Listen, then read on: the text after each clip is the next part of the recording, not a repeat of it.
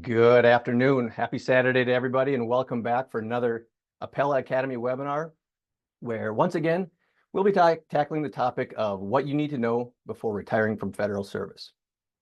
I'm Andrew Chaffee. I'm an advisor in Apella's Reston, Virginia office. Joining me once again is my colleague, Shawn Steel. Shawn is a certified financial planning practitioner, as well as an expert in federal benefits. So welcome, Shawn. Thank you, Andrew. Now, if you're not familiar with Apella Wealth, we are a nationwide firm of fee-only fiduciary advisors who provide financial planning and investment management to clients in a whole host of industries. Now, given the topic of today's conversation, I imagine a number of you are joining from the DC area. But if you're from outside the area, we're welcome to our Academy webinar. And just know that we probably do have an Apella office not too far from you. Now, here in the Reston, Virginia office, we have long had a focus on clients who have either federal or military service. And I think it's fair to say that going back to our inception in the 90s, service to feds and military has long been a part of our DNA. Now, today's course is intended for federal executives who are contemplating a retirement from federal service. And now, if that doesn't describe your situation exactly, well, we'd encourage you to stick with us, because we're going to be covering some topics that are more general in nature and probably are applicable to you. Now, after the conclusion of today's webinar, if you think you know somebody that would have benefited from the information that we are covering, we are recording this session, and we'll be sending that out here in a few days' time. Feel free to pass that along to anybody you know that would benefit from the information we cover. Now, we're going to bring up on the screen a QR code. If you'd like to get in touch with us for a free, no obligation, 15-minute consultation on your specific situation, to get to know our firm and know if working with us might be the right next step for you, go ahead and click on that QR code. It's going to bring you to a web page where all we need is just your name and some contact information. And we'll go ahead and reach out to you to get that discussion scheduled. If you're not sure that you're ready to get in touch with us yet, but after the conclusion of today's course, you decide you do, we'll bring that QR code back up at the end, and you can go ahead and scan it then. Or feel free, once we send this the slides out in a few days' time, we'll keep that QR code live, and you can reach out to us then. So for today's conversation, we thought that the best approach here would be for me to pose a number of questions that we think are commonly on the mind of those contemplating a retirement from the federal service. Now, we do strive to keep the topic non-political. However, we do want to address head-on some of the pending and ongoing changes that the administration has posed, because we know that those are common questions that you may have and want answers to. Now, if we don't address your question specifically, we have enabled the chat function for today. So go ahead and pose your question, and we'll set aside a little bit of time at the conclusion of today's webinar to answer some of those questions. And if we're not able to get to your question, again, that QR code is a great way to get in touch with us for us to discuss with you one-on-one. Or if you want to reach out anytime, go to our website at apellawealth.com. Where you can get in touch with us, learn a little bit about our firm, and we've got some additional resources that I think Shawn will discuss later in today's conversation. So with that, Shawn, I think we're ready to get started. So thank you, Andrew, and everybody. I want to welcome you and thank you for joining us. We're very glad to have you joining our class today. I know these are difficult times. I'm a former Fed myself, and Andrew is former military, and we just want to say thank you for your service. We certainly have been talking with a lot of people who are contemplating retirement. One of the common themes that we've been hearing from people is, I really wasn't planning to retire just yet. I was really planning to work a couple more years. But what I'm trying to decide is my office or my agency still has the same amount of work to do, but we have a lot less people to do it with. And I'm trying to decide, is this a challenge I want to take on at this point in my career? Or am I ready to just retire? So we have certainly been talking with a lot of feds who are considering retiring a little bit earlier than what they had perhaps originally intended. All right, Sean. So maybe the place to start when somebody's considering a retirement, whether it be from federal service or any line of work, is how they're going to replace that paycheck. And we know that conversation generally for Fed starts with topic of the pension. So why don't we start there? What do retiring Feds need to know about getting their pension started? Yeah, that's going to be one of our themes for today. Is we're going to think about, when you retire, we got to replace your paycheck. And so the three parts that we're ultimately going to replace your paycheck with are going to be your pension, Social Security, and most likely a distribution from savings. So all three of those are going to play a role. Now, before we get too far into this, I want to mention two things. In today's class, we're going to be talking about a number of things as they relate to FERS pension. And there is some legislation before Congress that would change some benefits for federal retirees. So I will do my best to mention where those changes are going to be proposed, but we're going to base our discussion for today's class on what is the current state of the law, what is current law. Okay. And so to kick things off, we'll start thinking about how we're going to replace that paycheck in retirement. Now, I mentioned that savings is likely going to be a part of it, likely have a distribution from your portfolio. Now, in today's class, we're going to talk about a lot of the mechanics. We can't really get into how much can I afford to take out of my portfolio every year in the classroom setting. And the reason for that is to answer that question, what we would really have to do is create a financial model, and we would include your income, your expenses, your resources, your savings, and we would model it out year by year by year from the beginning of retirement to the end of retirement. So obviously everyone's situation is unique, and that's a very individualized financial modeling. So that doesn't really fit us for a classroom setting. But like I said, we're going to get into a lot of the things that we need to think about and the things that we need to be aware of when we're thinking about retiring from federal service. So with that, when your pension starts, it's really going to depend on a couple things. It's going to depend on your age, your years of service, and the type of retirement that you're eligible for. Now, we're going to focus on FERS, because FERS is by far one of the more common types of federal retirement. And as you can see here, there's different types of retirement under FERS. There's several of them up on the screen here. And we're going to focus on the first four. You can see down numbers 5 and 6, phased retirement and disability retirement.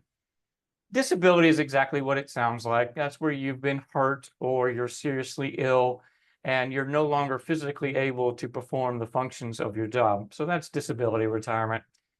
Phased retirement, the reason we're not going to spend too much time in class today on that one is with phased retirement, you're technically still a federal employee. So I don't see that being very common in the current environment. So let's turn our attention to the top of the list here. Voluntary retirement is exactly what we think of when we think of retirement. Okay, voluntary retirement is we're working till our 60s and we're going to retire and then we're going to start our pension right away. That's voluntary retirement.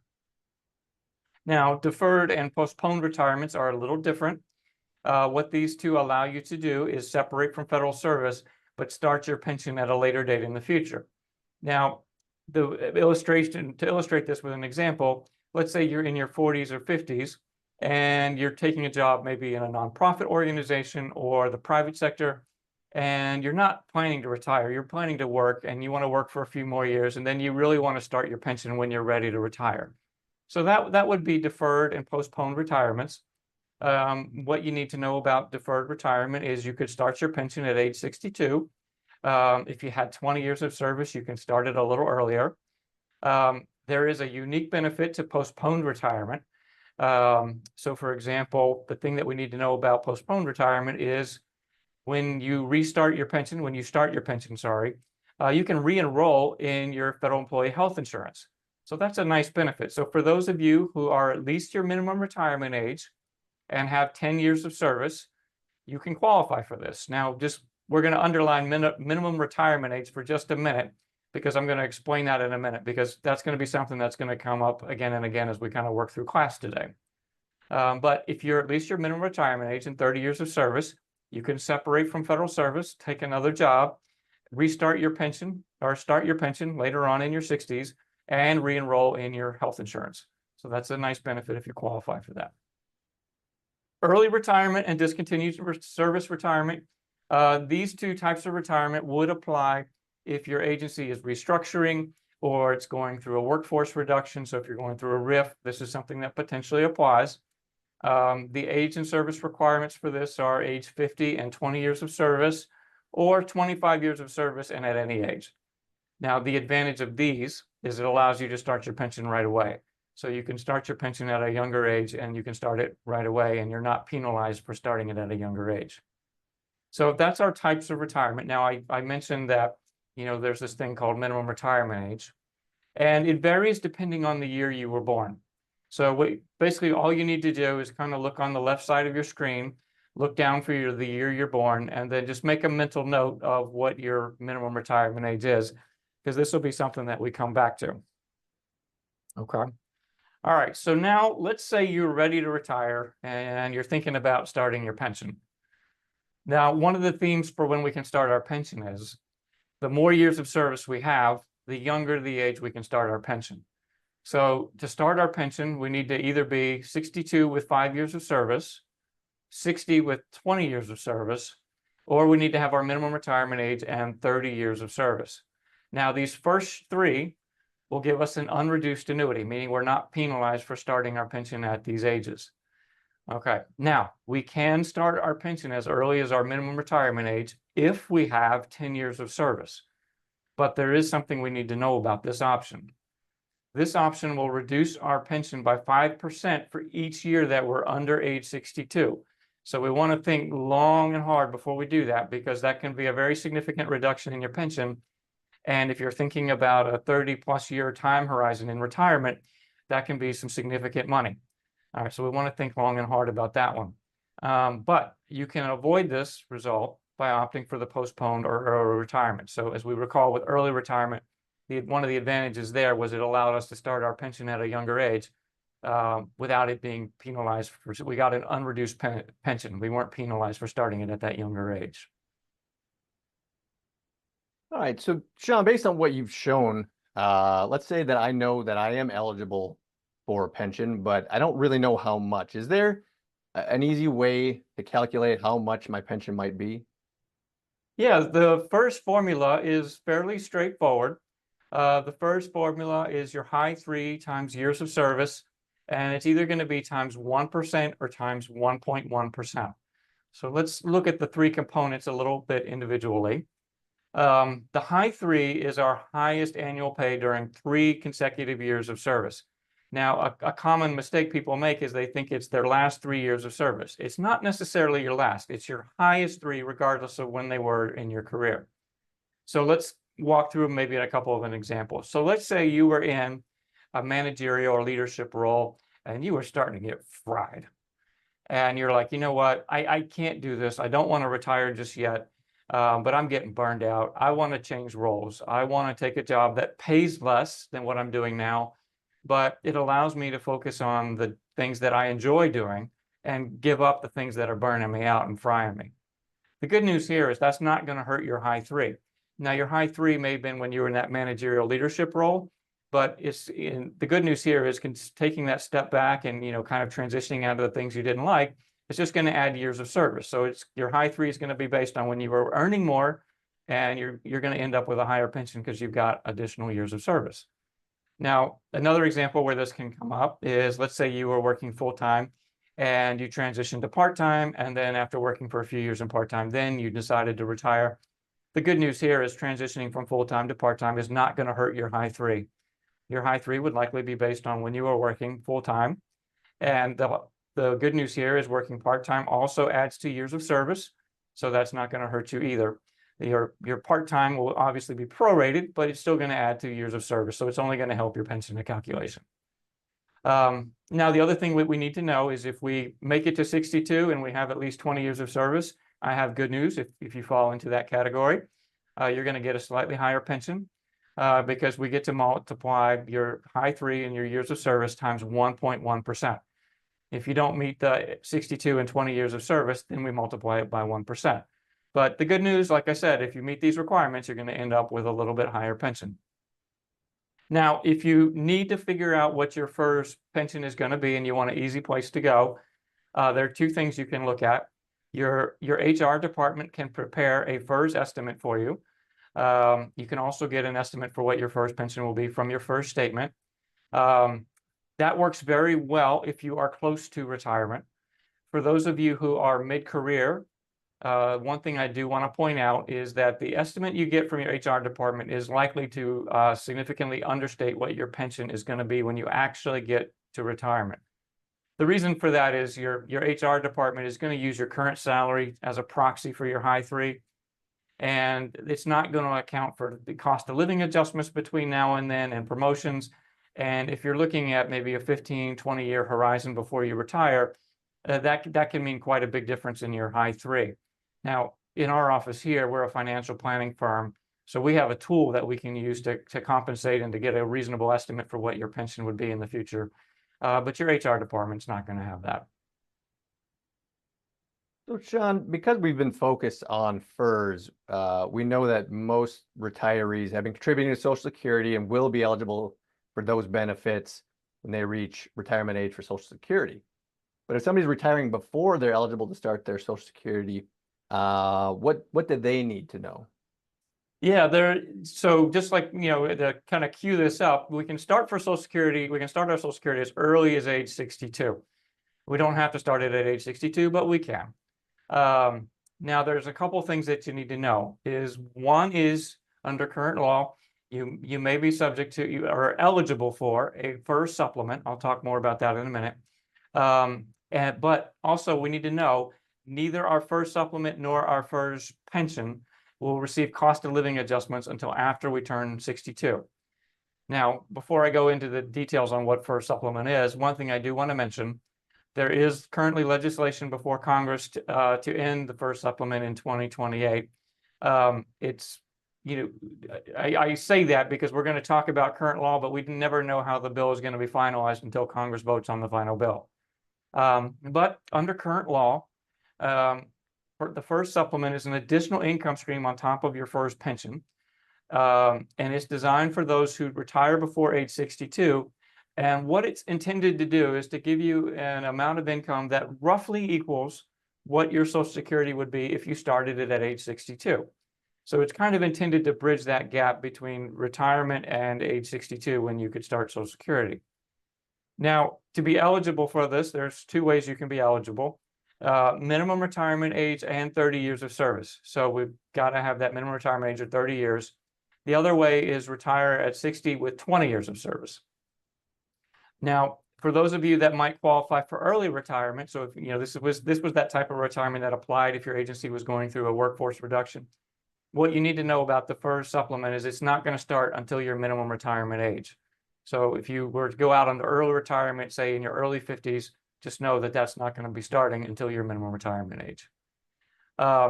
If anyone joining our class today is in law enforcement, air traffic controllers, or firefighters, the one thing I do need to mention is there are some unique demands and stresses with your profession, and so there are some unique rules around FERS supplement.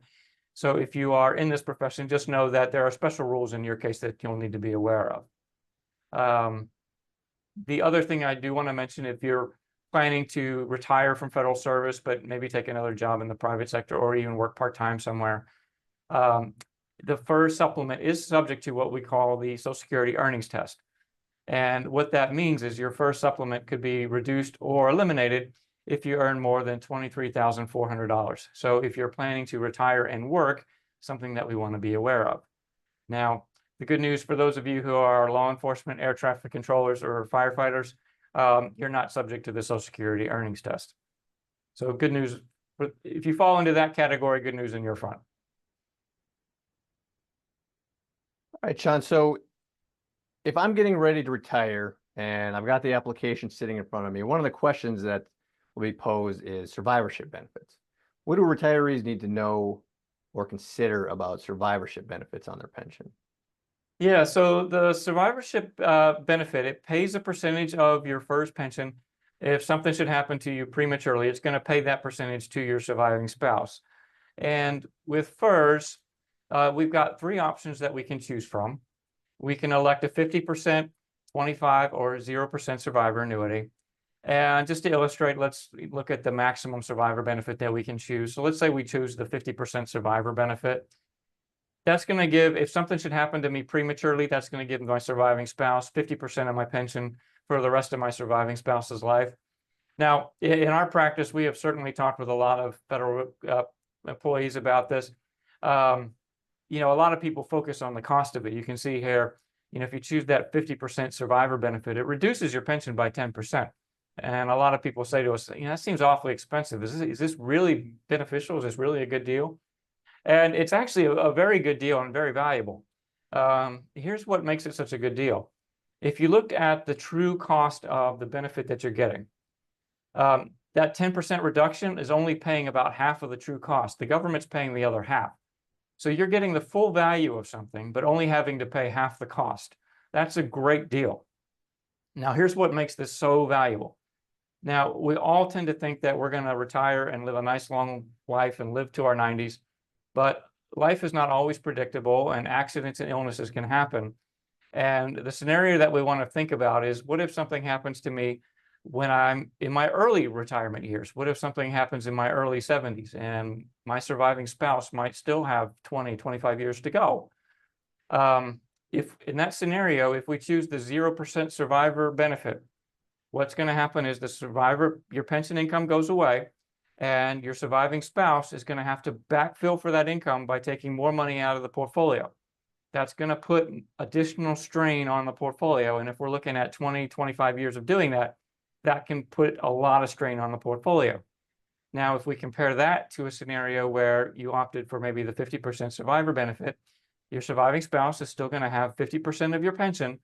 But what that's going to do is reduce the amount of strain that we have coming out of the portfolio. It's going to reduce the amount of savings that has to be used to backfill for that lost income.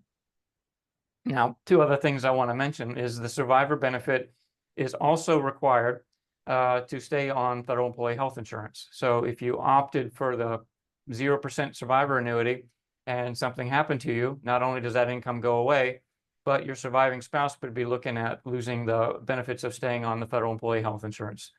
So kind of that'd be two bad things. Now, the other thing I want to mention is you also want to think about that income stream. You know, your surviving spouse gets an income stream for life that they can't outlive, and it gets a cost of living adjustment all the way from beginning to end. And that income stream is very valuable. And if you were to think about buying life insurance instead of choosing the survivor benefit, you'd be looking at a very expensive life insurance policy. So for all of these reasons, that survivor benefit is very valuable and it's a good deal. And in a lot of cases, we recommend it. So Shawn, you touched on the federal employee health benefits there. That raises an interesting consideration. What should retirees be thinking about or need to know about their federal employee health benefits in retirement? Yeah, the good news, a lot of federal employees can keep their federal employee health insurance in retirement. The requirements are for you just need to have been enrolled in your federal employee health plan for 5 years before retirement or from your earliest opportunity to enroll. So honestly, we suggest keeping your federal employee health insurance in retirement because if you cancel it, in most cases, you can't get it back. Now, when you retire, you still pay the same premiums that you were paying before. The government is still going to pay its share, just like when you were working. And in addition to being good at insurance, there's a couple other benefits that are really nice in retirement. One of them is there's an out-of-pocket maximum on your federal employee health plan. So let's say you get into retirement, you're in maybe your early 70s or something, and you have a bad health year. The good news here is once you hit that out-of-pocket cost, your out-of-pocket maximum, the insurance is going to pay all the medical costs for the remainder of the year. So you're not on the hook for an unlimited amount of money. So that's a nice benefit. The other nice benefit, and this is on the fun side of the equation, if you're planning to do some international travel, some trips abroad, a lot of the federal employee health plans will cover you if you're ill abroad. So going into retirement, both of those are nice benefits to have. One other thing I wanted to mention. Oh, sorry, Andrew. One other thing I wanted to mention. This is something that's relevant, especially if you're retiring before age 65.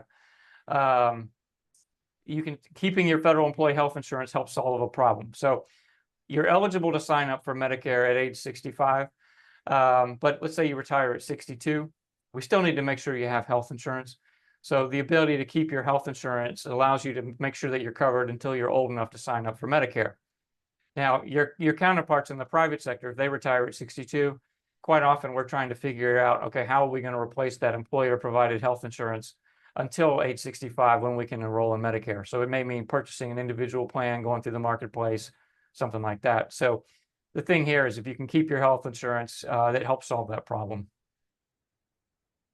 So if you have your federal employee health benefits and now you turn 65, you're eligible for Medicare, what's the consideration there for retirees? Is it possible they would want to have both federal employee health benefits and Medicare?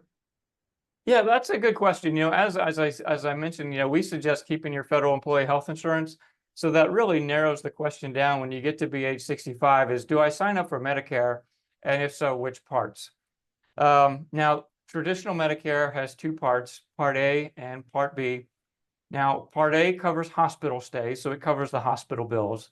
Now, for most people, Part A is free. So since it doesn't cost anything, we would suggest signing up for Part A at age 65. Now, Part B covers doctor bills, outpatient care. And the thing we need to know about Part B is it is definitely not free. So we need to put a little thought into Part B. Now, the thing to know about your Medicare Part B premiums is they're based on your income. The more income you have, the higher your premiums are going to be. Now, as a federal professional executive who's retiring, you're going to have, in retirement, you're going to have your pension, Social Security, and a little bit later on in retirement, you're going to have to take money out of your tax-deferred TSP. All right, so we're going to have to take required minimum distributions a little bit later on in retirement.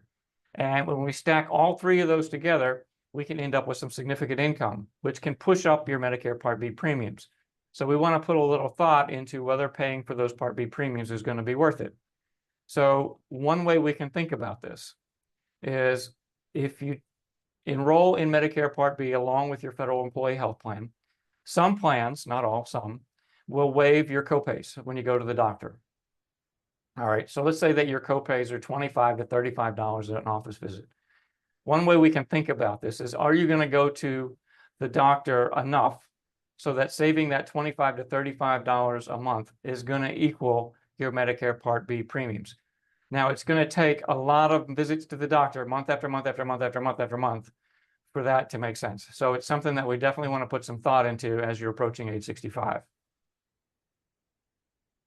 So, Shawn, let's go back to the pension income for a little bit. We've talked about, how we derive the pension amount and some of the factors that go into affecting it before the age of 62. So maybe just to clarify that a little bit, I think you've got an example of what the first few years of that pension income stream might look like.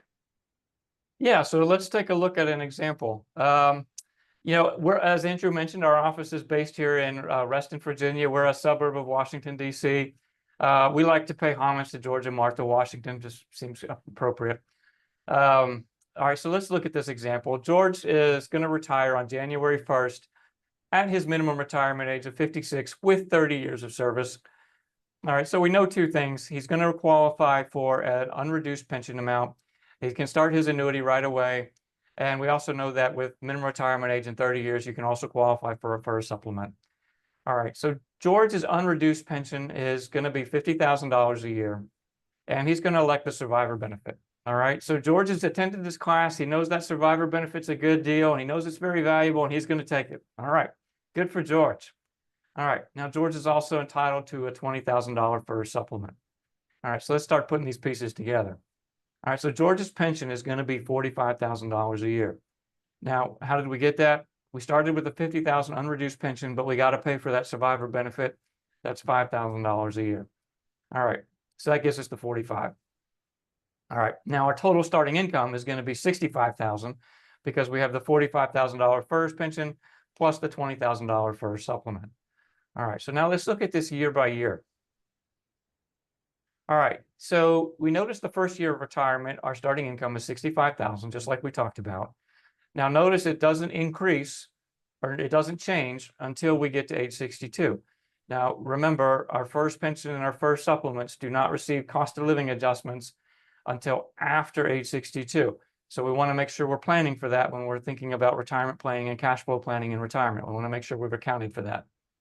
Now, you notice at age 62, the income changes. What happens here is our first supplement goes away at age 62. So that's what we have, the $45,000 for a pension. Now, you notice at age 63 is when we start receiving our cost of living adjustment. So we've a lot of moving parts here in those first few years that we want to make sure that we're planning for when we're doing our retirement planning and our cash flow planning. So, Shawn, that pension amount is great, but it probably doesn't cover everything they need for their day-to-day living expenses. At this point, they're getting near to starting the minimum age for Social Security, but maybe they're not ready to start there. So, to cover that shortfall in what they need for their living expenses, what else might George and Martha consider for an income? Yeah, so you're probably going to need to supplement your pension with a distribution from savings. Now, for those of you who are mid-career, stay with us because we're going to talk about the importance of having a brokerage account as part of your retirement savings. This is very, very important for federal professionals and executives, and we see a lot of people failing to save in their brokerage account. I'm going to give you a little more detail on that in a little bit. But when we're thinking about replacing your paycheck in retirement, we need to do a little cash flow planning. We need to think about how much do we need to pull out of savings to supplement your pension to cover your expenses. And something I do want to prepare those of you who are thinking about retirement, something I do want to prepare you for. There's a lot of psychology in retirement, and up until retirement, you've been putting money into retirement savings. In retirement, that direction is going to reverse. And it takes a while to get a little bit comfortable with that because that's uncomfortable at first. And that is something that financial planning can help with. Because when we do the financial planning, we model your spending goals and your income and your savings. And we model it out year by year, all the way to the end of retirement. And seeing that you can get to the end of retirement without exhausting your savings helps with that transition. It helps get comfortable using your savings because it's not a natural feeling at first. So that's, again, something where financial planning can help. Now, let's say that George and Martha Washington are, getting ready to retire, and we want to think about how we're going to fund their expenses. So let's go back to George and Martha Washington, and I'm going to change the facts of the example a little bit. Let's assume that they need to cover $120,000 of living expenses, plus $10,000 of travel. So that gives us $130,000 of expenses that we need to cover. All right, now for this example, to make the math easy, let's assume they have a $40,000 pension. All right, so of our 130, we know we can cover 40,000 of it from the pension. That leaves us with $90,000 of expenses that we need to cover from savings. Now, let's assume that we're going to fund it from the TSP. We're going to fund it from a tax-deferred TSP. So I have a question for you. How much do we need to pull out of savings to cover the $90,000 that we need for their expenses? Is it $90,000 or something else? All right, it's $114,000, believe it or not. Now, the reason why it's so much, in retirement, we got to think about both your expenses and the taxes. We have to cover both sides. So both of those things are going to be very important. And that's why tax planning, especially in the early retirement years, is very important. So just to kind of walk you through this a little bit, we have $114,000 that we're going to take out of the TSP. We got a $40,000 pension. That gives us $154,000 of total resources. But we got to make sure we pay the federal and state income tax. So when we subtract the federal and state income tax from our total resources, that gives us the $130,000 that we need for our living expenses. Now, for this example, I assume George and Martha Washington are residents of Virginia. They are married, filing jointly. Their kids are grown and out of the house. They're standard deduction taxpayers. So it's not uncommon, it's not an uncommon assumption that we would see with a lot of retirees. Now, let's change the facts just a little bit. Now, earlier I said, federal professionals and executives need to save in a brokerage account. So I want to walk through an example of why that's so important, because a lot of us hear the message, save for retirement, and we naturally tend to do so in tax-deferred retirement accounts like the TSP, and it makes complete sense. You know, when you contribute to your TSP, you get an agency matching contribution, you get agency matches, you get employer contributions, you get a current tax savings because your contributions to the TSP are tax deferred, meaning you're not paying taxes on it today. So it brings your current tax bill down, makes it easier to save in the first place. It also frees up a little money that you can spend somewhere else in your budget. So it makes sense. And TSP should absolutely be a major part of your retirement savings, but it should not be the only part. Now, the reason for that is when you get into retirement, you're going to have your first pension, Social Security. And if we're replacing your paycheck with a distribution from tax deferred money, all three of those money are going to get taxed at ordinary income tax rates. We don't really have any tax diversification built into your retirement savings. Now, your counterparts in the private sector, they may not have a pension, but there's something unique about your compensation compared to their compensation that is different. So their compensation kind of naturally builds up an after-tax pot of money, a brokerage account. So for example, people in managerial or executive roles in a corporate position, they may receive restricted stock options, stock grants. And what those things tend to do is naturally build up after-tax money or a brokerage account that they can use in retirement. If they're a lawyer, doctor, CPA, or architect, they may likely own shares of their firm. And when they get ready to retire, they may sell their ownership in the firm to their successor. And that creates a lump sum of money that they can use to build up a brokerage account that they can help fund their retirement. Now, as federal professionals and executives, we don't really have that option, right? The federal government can't issue stock in the federal government that we can then sell or anything like that. So we need to make sure that's including in part of our retirement savings plan. Now, circling back to, I'm going to illustrate why this makes such a big difference. Okay, now let's remember that to fund the $90,000 of expenses, we had to pull $114,000 out if we used the TSP, the tax deferred bucket of money. All right, so let's assume that we're going to fund it from a brokerage account now. All right, now if we fund it from a brokerage account, we only needed to pull out $93,750,000 instead of $114,000. So let's look at this. $93,750 plus the $40,000 pension gives us $133,750 of total resources. Now, why in the world does this work? And the answer is because it results in a lot less tax. So you can see here, we paid a lot less tax and we funded the exact same level of expenses. So let's look at this side by side.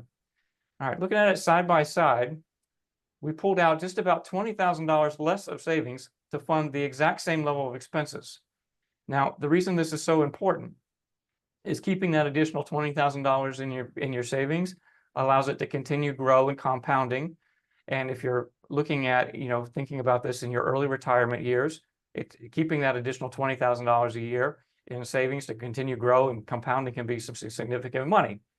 Now, why is that tax result so drastically different?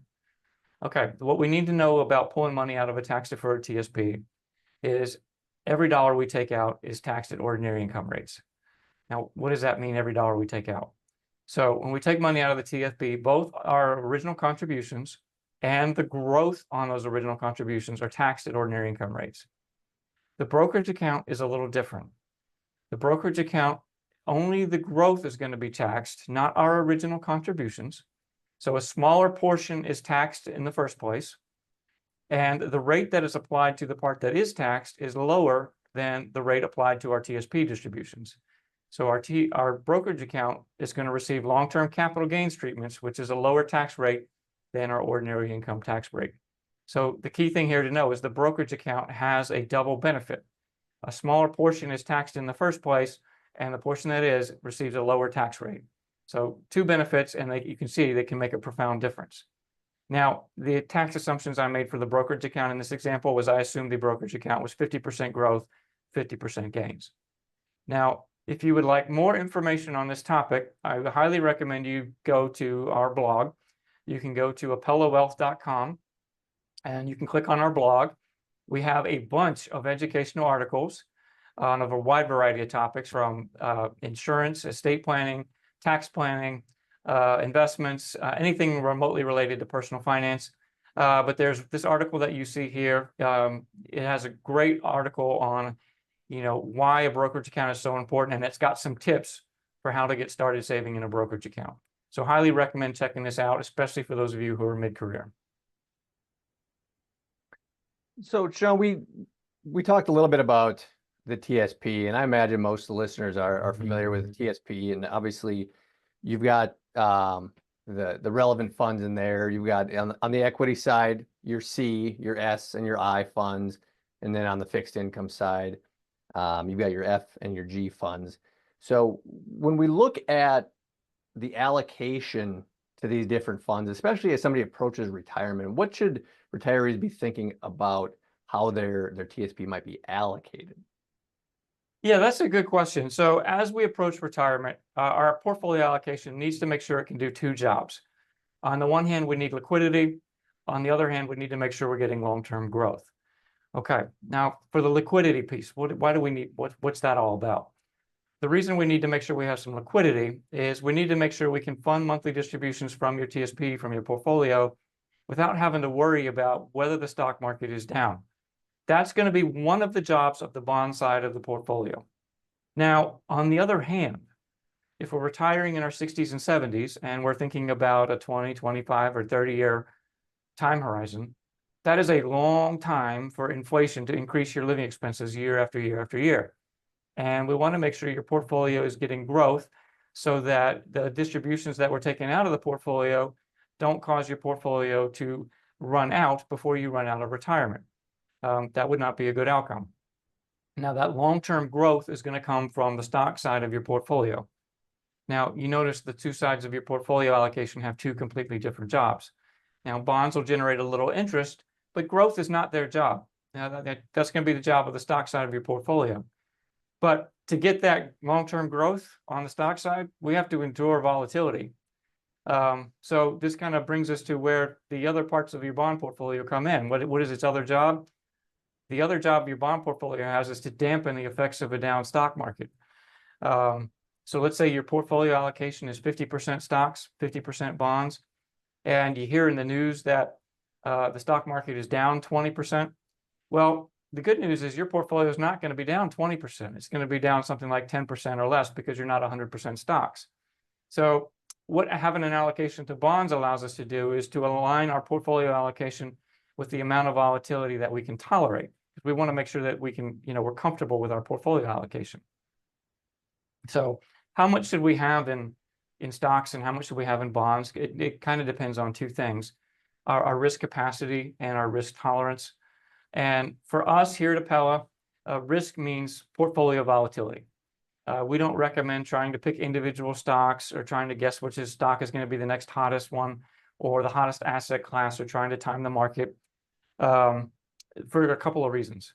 One of the reasons is when you do that, you open up the range of possible outcomes of what can happen.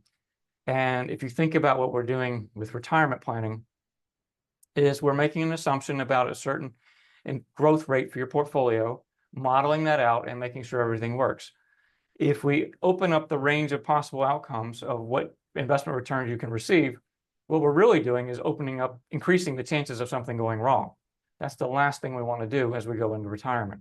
So what we would suggest is staying broadly diversified with low-cost mutual funds and ETFs.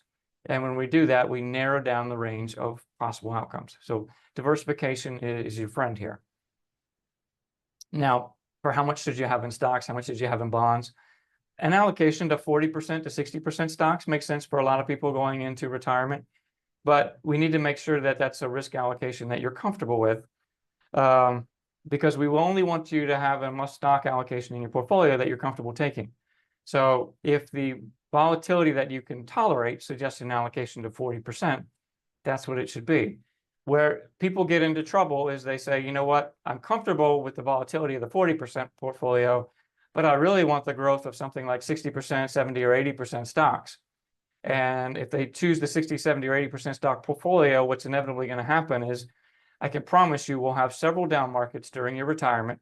We could do an entire class on how normal portfolio volatility is, but I can promise you, you'll live through several of them. And what happens when you get into retirement is if you hit a down market and you're invested too aggressively and you bail, you sell out of the stock side of your portfolio and go to cash, go to bonds, what happens is you're turning a temporary market decline into a permanent loss, and that can do irreparable damage. So we want to make sure your portfolio allocation aligns with your risk tolerance. And we certainly talk with people about this all the time. And if you'd like to chat with us about your portfolio allocation and your risk tolerance, we'd be happy to talk with you about it. We'll bring that QR code up at the end of today's class, like Andrew mentioned. Just scan that QR code and we'd be happy to set up a time to talk it over. Shawn, once somebody does retire, they may be aware that they have an option with the TSP. They can keep their funds invested in the TSP, or they can roll them outside the TSP into an IRA. So what would you recommend a retiree consider between the option of leaving their funds in the TSP or rolling out to an IRA? Yeah, that's a good question. So during your working years, your TSP is great, especially compared to a lot of 401ks. The funds in the TSP are broadly diversified and they're low cost. Both of these are good from an investment strategy point of view. However, during your retirement years, it can make sense to roll your TSP over to an IRA. And sometimes it makes sense to keep it there. Before I go into reasons why you would do either one of those two, I do want to acknowledge that the TSP does prepare a lot of material to convince people to keep money in the TSP instead of rolling it over. And there are good reasons for this. Not everyone is a fee-only fiduciary financial planner like we are. There are a lot of people who try to convince federal retirees to move money from the TSP to high commission sales products. And I completely agree. Going from the TSP to high commission sales products is a bad idea in most cases. However, we can roll your TSP over to an IRA and invest in low-cost mutual funds. So there are some advantages when it makes sense to do that. So, for example, if you're 59 and a half or older, it's probably going to make sense to roll your TSP over to an IRA because it's going to solve a lot of problems related around creating distributions to supplement your pension. So let me just walk through some of the problems that we can solve with that. All right, so one of the little quirks of TSP is when it gets to time to fund your distributions in retirement, is they pull the funds proportionally across all the funds in your account. So let's say that you're invested in all 5 funds in the TSP, and the stock market just happens to be down 20%. The TSP is not going to say, wait, stock market's down. We really should not be pulling money out of the C and S funds at this point in time. We really should be pulling money out of the F or G fund. It doesn't do that. It's just going to pull from all your funds. So it's going to force you to sell stocks when they're down. And if you think of the old adage, buy low, sell high, what you're doing in that scenario is selling low. It's the exact opposite of what you want to be doing. What you really want to be doing if the stock market is down is saying, okay, I'm not going to fund this distribution from stocks. I'm going to sell bonds instead. I'll wait for the stock market to come back up before I sell something from the stock funds. All right, you can't do that in TSP. You can do that with an IRA. There's some other complications that come along in retirement. Your tax withholdings get a lot more complicated in retirement. In your working years, you've got your wages and your withholdings come from that, and that's fairly straightforward, works pretty good. Now, for a lot of people, that's kind of on autopilot. But what happens in retirement is instead of having one source of income, our wages, we go to 3. We have our pension, Social Security, and we have a distribution from savings. And now we've got to coordinate tax withholdings across all 3 of these sources. So it gets a lot more complicated. And TSP makes it even more complicated because they will not allow state income taxes to be withheld from TSP. So it makes things a little more complicated. In general, it's also easier to access your money from an IRA than it is from the TSP. There's 2 other problems I do want to highlight here, just so you're aware. As you know, TSP switched to an electronic process a few years back. And that process is honestly great if you're in your working years, early retirement years, even mid-retirement years. I'll be honest, it's a nightmare in the later retirement years. We've had to struggle helping clients in their later retirement years with this system. I highly recommend getting ahead of that at some point and rolling it over to an IRA. There are also estate planning concerns with TSP. Let's say that you want to leave your TSP to 2 children and you want it 50-50, but if something were to happen to one child, you would like that child's share to pass to that child's children. So in this example, your children are your primary beneficiaries. Your grandchildren are your contingent beneficiaries. TSP will not allow the scenario that we just described to happen, because what happens here is TSP will only pay a contingent beneficiary unless all primary beneficiaries are deceased. Now, what that would mean is if something happened to one of your children, the surviving child is going to receive all the inheritance, and your grandchildren's share that you intended for them to receive is going to get bypassed. So some reasons why you might want to consider rolling your TSP over to an IRA. Just because you roll it over to an IRA doesn't mean you'll have necessarily have higher expense ratio funds. I put up here the TSP funds on the left. The expense ratio for the TSP funds is in the middle. And on the right side of the screen, we have equivalent funds that we can get in an IRA. The thing that we need to know is the TSP has index funds. So C, S, I, and F are index funds. And we can get index funds in an IRA. And you can see here, for example, the C fund is an S&P 500 index fund, and the expense ratio is 0.48%. But we can get a Vanguard 500 index fund actually at a lower expense ratio. And so you can kind of see some of these other funds here are actually have lower expense ratios in an IRA than what you can get in a TSP. The G fund is unique. The G fund is short-term, non-publicly traded government bonds. But we could certainly buy an ETF that has publicly traded short-term government bonds in it. They would both serve the same purpose in your bond allocation. So again, just because you roll your TSP over to an IRA doesn't mean you're going to be stuck with high expense ratio funds. Now, when does it make sense to keep money in the TSP instead of rolling it over to an IRA? If you're retiring before age 59 and a half, and you're planning to use your TSP to supplement part of your pension, probably makes sense to keep money in the TSP in that scenario. The reason is tax deferred retirement accounts. The general rule is if we take money out before age 59 and a half, we owe a 10% tax penalty. You can avoid that in this following scenario. You retire from federal service in the year you turn 55 or older, and you take money out of your TSP. That scenario avoids the 10% tax penalty. Now, if you're planning to retire before 55, I want to say something about that. You need to be 100% sure you can afford to do that. That is a very long time to fund retirement. You're looking at a 40-year retirement. It is a lot to ask of a portfolio to fund that. So you need to be 100% sure you can fund your retirement if you're planning to retire before 55. So the key takeaway from all this is if you're 59 and a half or older, probably makes sense to roll your TSP over to an IRA. If you're 59 and a half or younger, you may want to keep some money in the TSP until you're 59 and a half. One other scenario where you may want to keep some money in the TSP, if you live in a state that would not tax distributions from your TSP, but would tax distributions if you rolled it over to an IRA, then it may make sense to keep money in the TSP, but talk with your taxpayer about that one because everyone's situation is going to be unique on that one. So we've seen the importance of leveraging well-diversified mutual funds and ETFs for a portfolio. Certainly here at Apella, we don't advocate for individual stock selection, but Shawn, can you talk a little bit about some of the risks to federal retirees, specifically about individual stock selection versus having diversified funds? Yeah, I have good news for you on this front. The same investment strategies that are good for your portfolio are also going to be good for your financial disclosure requirements, especially those for you who file 278s. Those are also known as public financial disclosures. I've counseled a lot of federal professionals and executives on their financial disclosure requirements. And in our office here, we help prepare the forms for you. So we're definitely versed in some of these disclosure requirements.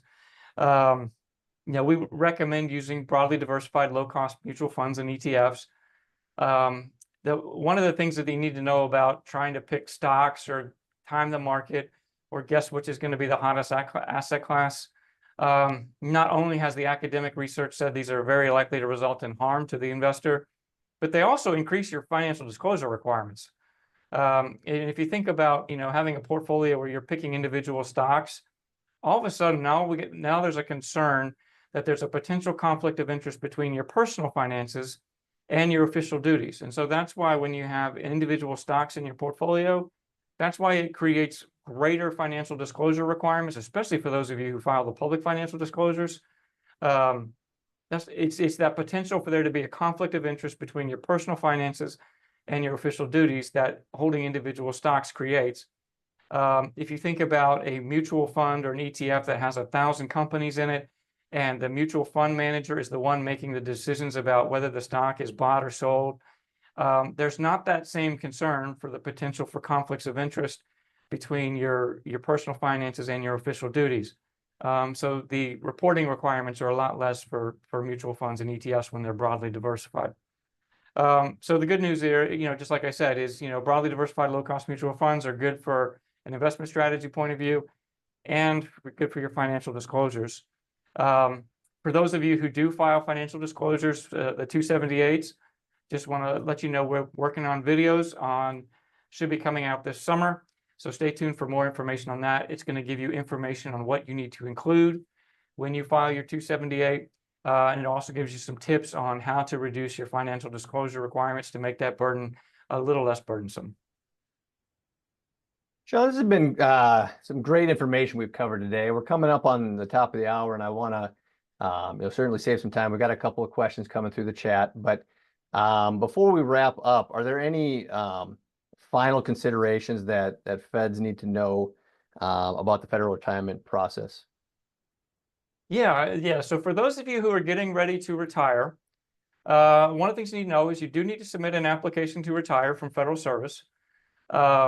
You do need to allow some time. It's going to ask you questions about, what do you want for your survivor benefit? Do you want to keep your federal employee health insurance in retirement?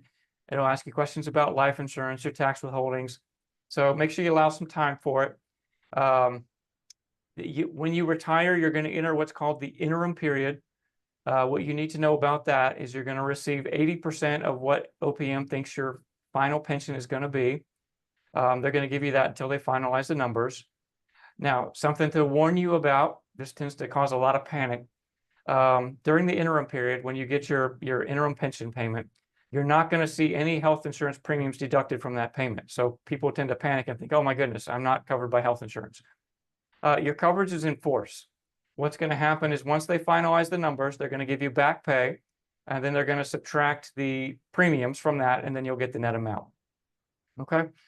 So just be prepared and know that your health insurance is still in force. The process to retire from federal service is a paper process. What's going to happen is OPM, your agency is going to send your records over to OPM. OPM is literally going to send it up to an abandoned salt mine in Pennsylvania for final processing. And I mention this because if you want to make a change to a beneficiary or something on your life insurance in retirement, so let's say you get into retirement 5 years and you want to know who your beneficiary on your FEGLI life insurance is, there's actually not a way to look it up over the computer. They would literally have to go to your file in the salt mine, pull it, and then tell you who you chose as your beneficiaries when you submitted your retirement application. So obviously they don't do that. What they would do is just tell you, submit a new beneficiary form, and the most recent one will control. So with that, we have certainly covered a lot of ground today in today's class on things that we need to think about as we approach retirement. If you found today's class to be valuable and it was very helpful, I encourage you to follow us on LinkedIn. We have lots of Apella Academy classes covering a wide range of topics. Financial planning, anything remotely related to financial planning, we cover it. We have these on a regular basis. Tax planning, insurance, investments. I would encourage you to follow us on LinkedIn so you can get the latest notification on our upcoming Apella Academy classes. Because like I said, we have these all the time. You're welcome to join. These are open and free to anyone who wants to attend. Perfect. Well, thanks for everything you covered there, Shawn. We do have a couple of questions in the Q&A, if you got time for just a couple sure. more. So the first question, I think this was timed to when you were discussing the pending legislation making its way through Congress. I wish I had jumped in at that time here. But the question is around, does the legislation address an end to the annuity completely, or just the gap years before retirement? I think it might be specifically around when you were covering the FERS annuity supplement. Yeah, so what it is proposing ending is the first supplement. They're proposing ending it in 2028. The details on this are still to be determined. But like I said, it's still working its way through Congress, so we don't know what is the final, we don't know how this is going to play out yet. If I would say stay tuned for more information. Too early to know how this is going to play out. And then one final question, Shawn, sick leave. How does accrued sick leave affect your pension or when you very good question. retirement? Okay, so when you retire, what will happen is any unpaid annual leave will get paid out. So that's your annual leave. You're going to get a lump sum payment for your annual leave that you haven't used. Sick leave will get added as years of service for your pension calculation. So that counts towards your credible service. Well, great. Good questions. As you can see on your screen there, Shawn brought back up the QR code. Again, if you'd like to reach out to us directly and schedule a no cost, no obligation, 15-minute consultation with an Apella advisor, go ahead and scan that, and we'll be in touch soon. But with that, I think that brings our class to a conclusion. On behalf of everybody at Apella, I'd like to thank you for your time here on a Saturday afternoon. I hope you got something out of it. And be sure to, like Shawn mentioned, go to our webpage. We're always hosting new classes, and we look forward to having you again at a future Apella Academy class.